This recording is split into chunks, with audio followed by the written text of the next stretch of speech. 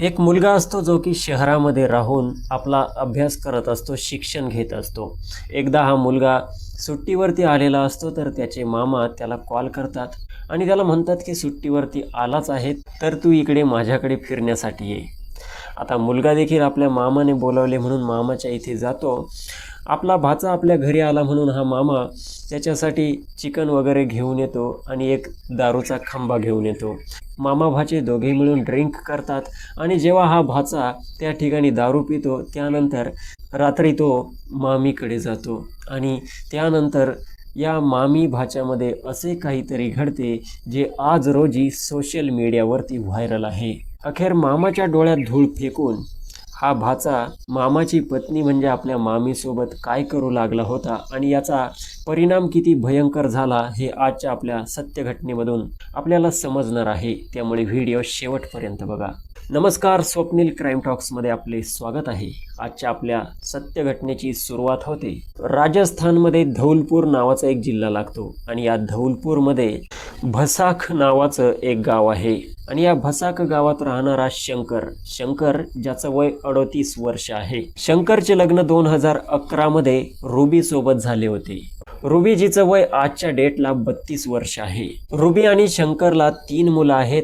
एक 12 वर्षांचा, दुसरा 9 वर्षांचा आणि तिसरा 6 वर्षांचा. रुबी आणि शंकर हे शेती करत होते. शंकर हा आपल्या शेतीमध्ये मेहनत करत होता. त्याची पत्नी रुबी ही देखील त्याच्या कामात मदत करत असायची. शंकरने आपल्या मुलांचं चांगल्या स्कूलमध्ये ॲडमिशन घेतलेलं होतं. सर्व काही ठीकठाक होतं. मात्र शंकरला एकच वाईट सवय होती, त्याला दारू पिण्याचं व्यसन होतं. कधी कधी तो खूप नशेमध्ये असायचा. अशीच वेळ निघत होती. शंकरचा एक भाचा असतो ज्याचं नाव असतं हरेंद्र. हरेंद्र हा शहरामध्ये राहून शिक्षण घेत असतो आणि हा हरेंद्र एकदा सुट्टीवरती आलेला असतो. तर सुट्टीवरती आल्यानंतर हरेंद्र आपल्या मामाला शंकरला कॉल करतो आणि आपल्या मामांना सांगतो की मी सुट्टीवरती आलेलो आहे. आता आपला भाचा आलेला आहे म्हटल्यावरती शंकर म्हणतो की ठीक आहे, तू इकडे ये, इकडे काही दिवस राहा आणि मग तिकडे जा. आता हरेंद्र देखील आपल्या मामाच्या घरी येऊन पोहोचतो. घरी भाचा आला म्हटल्यानंतर हा शंकर मार्केटमध्ये जाऊन चिकन घेऊन येतो, दारूचा खंबा घेऊन येतो. त्याला तर सवय होती नशा करण्याची आणि जेवण बनवण्यासाठी रुबीला सांगतो आणि इकडे तो स्वतः 2 पॅक बनवतो. एक पॅक त्याच्यासाठी आणि दुसरा पॅक त्याच्या भाच्यासाठी. हरेंद्रला सांगतो की तू देखील थोडा पॅक पी. आता हरेंद्र देखील त्या ठिकाणी आपला मामा सांगतोय म्हणून दारू पिऊ लागतो. आता जशी हरेंद्रला नशा होऊ लागते तसा हा हरेंद्र आपल्या मामाला शंकरला म्हणतो की मला अभ्यासामध्ये मन लागत नाही, शिक्षणामध्ये मला इंटरेस्ट नाही, मात्र घरच्यांना कोण समजावणार. तर हा शंकर पिलेला जो नशा झालेली असते, हा शंकर म्हणतो की ठीक आहे, तुझ्या मनात जे असेल तेच कर, घरच्यांचं ऐकू नको. तुला जर शिक्षणात रस नसेल, तुला आवडत नसेल, तर तू पैसे रिकामे वेस्ट का करतो? इथे माझ्या घरी देखील राहू शकतो. हे बघ, इथे आपली शेती वगैरे आहे, येथे मला शेतीमध्ये मदत करत जा, येथेच खातपीत जा आणि मस्तपैकी पडून राहत जा. बाकीचं तुझं सर्व काही मी बघून घेईल. हरेंद्रला आपल्या मामाची शंकरची बात पटते आणि हरेंद्र देखील ते सर्व काही मान्य करतो. सन 2020ची ही बात असते. आता हा हरेंद्र आपल्या मामासोबत शंकरच्या घरीच राहू लागतो, आपल्या मामाच्या घरीच राहू लागतो. कधी कधीच तो आपल्या घरी जात असायचा, मात्र इतर वेळी तो मामाच्या घरीच असायचा आणि मामाला शेतीमध्ये कामामध्ये मदत करत असायचा. शंकर देखील खुश होता. तो आपल्या भाच्यासाठी कसलेही कमी करत नव्हता. तो त्याच्यासाठी चिकन, मटण आणणे, दारू वगैरे रोजचा घेऊन यायचा आणि अशा प्रकारे मामा भांज्यांचं जीवन सुरू होतं. मात्र असाच वेळ जात होता. तर एक दिवस ही रुबी मामी ही हरेंद्रला म्हणते की हरेंद्र, तू देखील तुझ्या मामांसारखाच निघाला. तुझा मामा तर रोजच दारू प्यायला सुरुवात केलेली आहे, मात्र तू देखील तुझ्या मामांसोबत राहून रोजच नशेमध्ये राहत असतो. तर हा हरेंद्र म्हणतो की तुम्हाला जर आवडत नसेल तर मी दारू सोडून देईल, मात्र मामांचं मान ठेवण्यासाठी थोडी थोडी पीत जाईल. रुबी म्हणते की ठीक आहे, काही हरकत नाही. हरेंद्र हा रुबीच्या मनाप्रमाणे वागत होता, त्यामुळे रुबी ही हरेंद्रला खूप मानत होती. हरेंद्रसाठी चांगल्या पद्धतीने जेवण वगैरे बनवणे, हरेंद्रला जी भाजी आवडती ती बनवणे, अशा प्रकारे हरेंद्रची मामी देखील त्याची चांगल्या पद्धतीने काळजी घेत होती. आणि हरेंद्र जो होता हा देखील रुबीचे जे काही मुलं होते लहाने त्या लहान मुलांना चांगल्या पद्धतीने तो शिकवण्याचं काम देखील करत होता. आता रुबी आणि हरेंद्रमध्ये काही गप्पा गोष्टी होऊ लागल्या होत्या, गुप्त गप्पा गोष्टी होत होत्या. हा हरेंद्र आपल्या मामीला रुबीला म्हणत होता की मामी तुम्ही खरंच खूप किती काम करत असतात आणि मामा काय फक्त त्यांच्या मनाप्रमाणे थोडंफार काम करतात आणि दिवसभर दारूच पित असतात. तर ही रुबी म्हणते की माझं मन समजून घेणारं या घरामध्ये दुसरं कोणीच नाही, फक्त तूच आहे हरेंद्र जो की माझं मन समजून घेतो आणि मी किती काम करते हे सर्व काही बघतो. तर हरेंद्र म्हणतो की मी बघत असतो की तुम्ही खूप काम करतात आणि तुम्ही खूप चांगले आहेत. अशा पद्धतीने हरेंद्र आता त्या रुबीची तारीफ करत होता आणि रुबी देखील हरेंद्रला खूप मानत होती. रुबी जी असते ही आपल्या पती शंकरची बुराई ही आपल्या भाच्याकडे करत असायची. ती आपल्या भाच्याला हरेंद्रला म्हणत असायची की तुझा मामा शंकर असा आहे तसा आहे, दारू पित असतो, कामधंदा करत नाही. अशा पद्धतीने त्याच्याबद्दल निगेटिव्ह गोष्टी ही हरेंद्रजवळ करत असायची. हरेंद्र म्हणायचं की तुम्ही कशाला टेन्शन घेता, तुम्हाला जी काही अडचण आली ती मला सांगत जा, मी तुमची इच्छा पूर्ण करत जाईल. आता या रुबीच्या मनामध्ये या शंकरबद्दल काहीतरी वेगळ्या भावना येण्यास सुरुवात झाली होती आणि असं करता करता एक दिवसाची बात होती. हा शंकर कामानिमित्त बाहेर गावी गेलेला होता आणि तो 2 दिवस घरी येणार नव्हता. तर संध्याकाळची वेळ झाली होती आणि या रुबीने विचार केला होता की हाच चान्स आहे हरेंद्रला आपल्या मनातली गोष्ट सांगण्याचा आणि हरेंद्रचा वापर करून घेण्याचा. हरेंद्र देखील अगदी त्याच टाईपचा मुलगा होता. आता जसं रुबीने जेवण वगैरे बनवले, मुलांना जेवू खाऊ घातले, मुलांना झोपी लावले आणि त्यानंतर ती हरेंद्रकडे आली आणि हरेंद्रसोबत बोलता बोलता यांच्यामध्ये गप्पा गोष्टी होता हरेंद्रला सुरुवातीला तर तिने दारू पिण्यासाठी सांगितली. हरेंद्रने थोडी ड्रिंक केली आणि त्यानंतर तिने हरेंद्रला आपल्या जाळ्यात ओढले आणि अशा प्रकारे या हरेंद्र आणि रुबीमध्ये यांचं जे की मामी भाच्याचं नातं होतं या नात्याला कलंकित करत यांनी प्रथमतः त्या ठिकाणी संबंध प्रस्थापित केले. आता एखादी गोष्ट एकदा सुरू झाली की ती लवकर संपत नसते. आता रुबी आणि हरेंद्रमध्ये हे संबंध नेहमीच होत असायचे. शंकर जेव्हा जेव्हा गावात इकडे तिकडे जात असायचा दारू वगैरे पिण्यासाठी, तर ही रुबी आणि हरेंद्र जेव्हा चान्स मिळायचा, मुलं शाळेमध्ये जायची तेव्हा तेव्हा हे इकडे तिकडे कुठे, कधी शेतामध्ये कधी इकडे तिकडे, अशा प्रकारे यांचे हे संबंध सुरू झाले होते आणि हे संबंध आणखी गहिरे होत चालले होते. दोघांमध्ये खूप जास्त प्रेम निर्माण झाले होते. रुबी पूर्णपणे आपल्या पतीला विसरण्यासाठी तयार होती आणि तिकडे तिचा जो पती होता शंकर याला कानोकान भनक नव्हती, कारण त्याचाच भाचा होता, त्यानेच त्याला बोलावलेले होते. भाचा आपल्यासोबत अशी गद्दारी करणार नाही आणि पत्नी करणार नाही या आशेवरती तो होता. मात्र यांचं इकडं वेगळंच कारस्थान सुरू होतं. मात्र शंकर जो कधी कधी दारू पित असायचा, आता शंकरच्या दारू पिण्याचं प्रमाण हे खूप जास्त वाढून गेलं होतं आणि त्याची पत्नी रुबी ही त्याला नेहमीच सांगत होती की तुम्ही दारू कमी करा आणि त्याचा भाचा हरेंद्र देखील शंकरला म्हणायचा की तुम्ही ड्रिंक करणं कमी करून टाका. मात्र शंकर याची दारू सुटण्याचं नाव घेत नसायचं. अखेर 15 फेब्रुवारी 2025चा दिवस असतो, दुपारची वेळ असते. दुपारच्या वेळी शंकर खूप जास्त ड्रिंक केलेली असते आणि तो आपल्या बिछाण्यावरती पडलेला असतो. आता येणाऱ्या जाणाऱ्यांना वाटत असते की हा तर नेहमी दारू पिलेला असतो, पडलेला असेल. मात्र त्या ठिकाणी गावातील त्याचा एक मित्र येतो आणि बघतो तर शंकरचा श्वास हा पूर्णपणे बंद झालेला होता. त्यानंतर त्या ठिकाणी रुबी आणि हरेंद्रला बोलावून घेण्यात येतं. दोघे येतात, त्याला हॉस्पिटलमध्ये पटकन घेऊन जातात. तेथे डॉक्टर चेकअप करतात तर डॉक्टर सांगतात की याचा मृत्यू झालेला आहे आणि खूप जास्त शंकरच्या तोंडातून दारूचा वास देखील येत होता.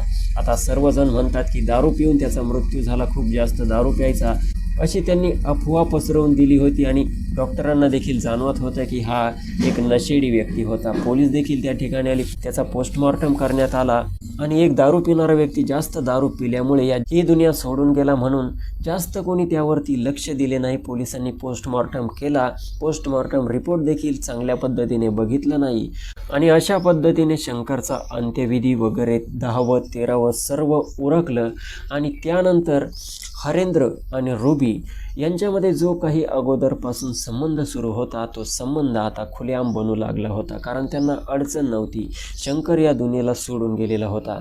आता ही रुबी अगदी आपल्या पतीप्रमाणे आपल्या भाच्याला आपल्या घरी ठेवत असायची. हरेंद्र देखील आपल्या स्वतःच्या घरी कधी कधी जात असायचं, मात्र इकडे मामाच्या घरी तो नेहमीच राहत असायचा. आता तर मामा गेला होता, त्यामुळे मामाची शेती वगैरे कोण करणार म्हणून तो इकडेच मामीकडे पडलेला असायचा. जेव्हा कधी मुले झोपायची, मुले शाळेत जायची, तेव्हा यांचं पती पत्नीप्रमाणे हे रिलेशन सुरू झालं होतं. आता असेच वेळ निघत होती. शंकरचा मृत्यू होऊन बरेच दिवस झाले होते. डिसेंबर 2025 सुरू झाले होते.